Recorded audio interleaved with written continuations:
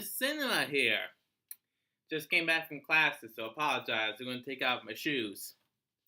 So, just like I said, just came back from class, and you know, I had a thought about the Ridley Scott film, Thelma and Louise. If you don't know the story or you haven't even heard of it, chances are you know of the iconic shot of the two women in a car driving off a cliff into the Grand Canyon to their deaths as a bunch of police cars surround them. So, even if you haven't seen the movie and know what it's about, you probably know that scene or shot.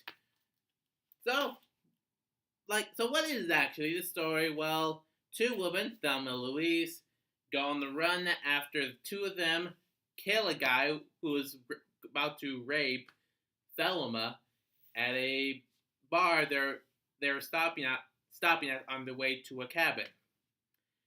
So basically, the entire plot of the movie is set in motion the moment after Louise shoots this guy that was about to rape Thelma, and everything spirals out of control basically. So you're probably wondering, why didn't they just go to the police right away?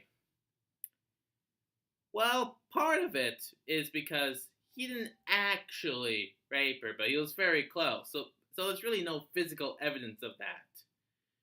But also, more importantly, is that when Thelma does bring that up, Louise says that they wouldn't believe them because Thelma was seen happily dancing with the guy all night at the bar slash restaurant, and people just wouldn't believe it.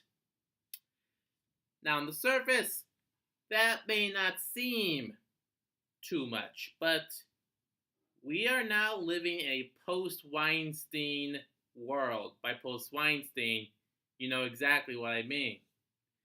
So this does bring in, once again, into question the kind of culture, the kind of life that women live on a daily basis.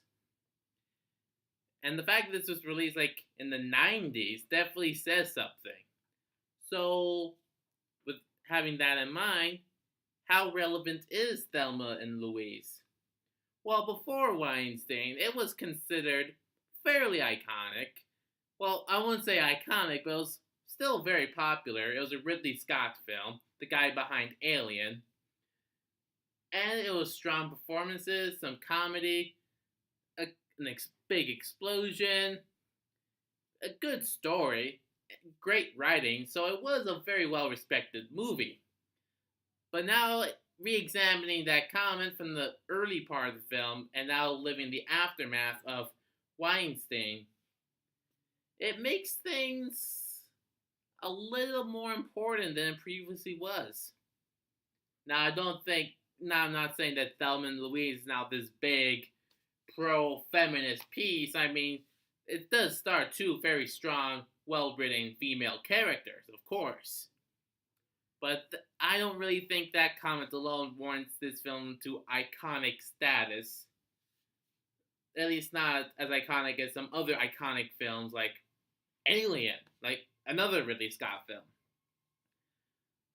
So the point I'm trying to make is that, while I don't think that Thelma and Louise has gained any more significant status, it should be looked at a little bit more, and it should be celebrated for its strong female characters.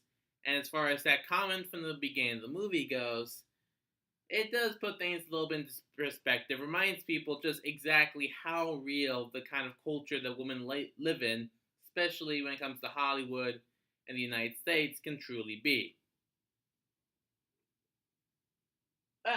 Yeah, that's a good point. So anyway, that's what I pretty much had to say on the topic of Thelma and Louise.